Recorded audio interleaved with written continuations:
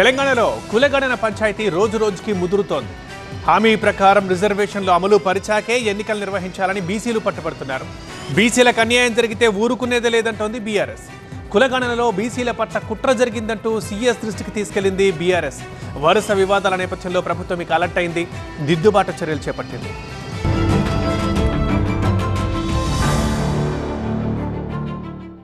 కులగణన సర్వేపై రాష్ట్రంలో బీసీల ఆందోళనలు కొనసాగుతున్నాయి. కులగణనలో భారీగా తప్పులు దొర్లాయని, బీసీల సంఖ్యలను తక్కువ చేసి చూపించారంటూ నిరసనలు చేస్తున్నారు.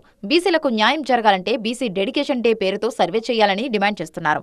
ఇదే క్రమంలో బీసీల తరపున పోరాడేందుకు వెనకడబోమంటోంది బీఆర్ఎస్. కులగణన లెక్కలపై సీఎస్ శాంతికుమారిని కలిసి వినతిపత్రమిచ్చారు బీఆర్ఎస్ నేతలు. బీసీల జనాభాను తగ్గించారని కంప్లైంట్ చేశారు.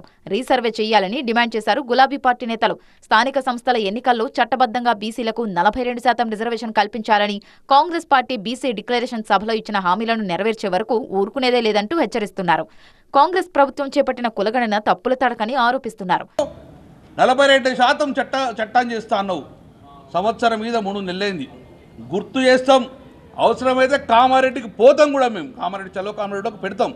కానీ మీరు మాకు ఇచ్చిన హామీలను ఎట్టి పరిస్థితుల్లో వదలము. మా ఓట్లను కొల్లగొట్టిరు. ఇది ఇస్తాం అది ఇచ్చేసేసి ఓట్లను బీసీలు ఓట్లు కొట్టుకొని 42% పక్కకు పెడుతున్నారు. కాబట్టి కామారెడ్డి డిక్లరేషన్ ఏం చేసిండ్రో అది విధిగా మా బీసీలకు వాటా అందియండి. అల్టిమేట్ ఒకటే చెప్తున్నాం, మా రాజ్యాధికారం కావాలి, సంఖ్యాపరంగా రాజ్యాధికారం కావాలి. మా సంఖ్య చెప్పండి.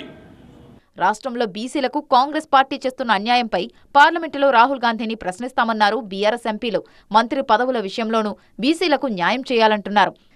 52% ఉన్నటువంటి బీసీలు 46%కి ఎట్లా తగ్గారో మీరు లెక్క బహిర్గతం చేయాలి.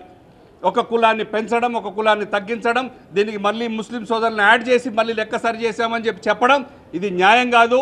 కులగణనపై భిన్న వాదనలు రావడంపై ప్రభుత్వం దిద్దుబాటు చర్యలు ప్రారంభించింది.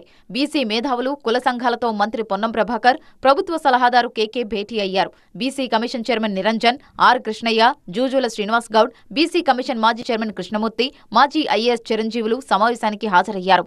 కులగణన విషయంలో తమ అభ్యంతరాలను మంత్రి పొన్నం ప్రభాకర్కు వివరించామన్నారు బీసీ కుల సంఘాల నేతలు, మేధావులు.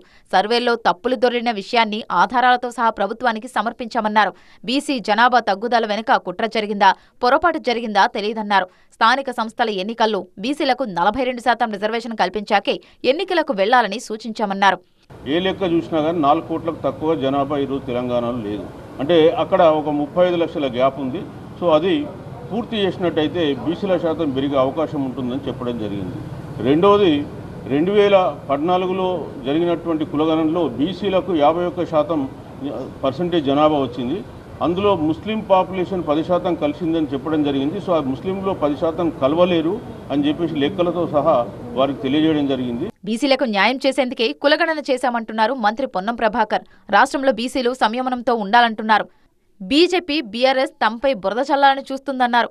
బీసీ సంఘాలు, మేధావుల సూచనలను సీఎం రేవంత్ రెడ్డి దృష్టికి తీసుకువెళ్తామన్నారు.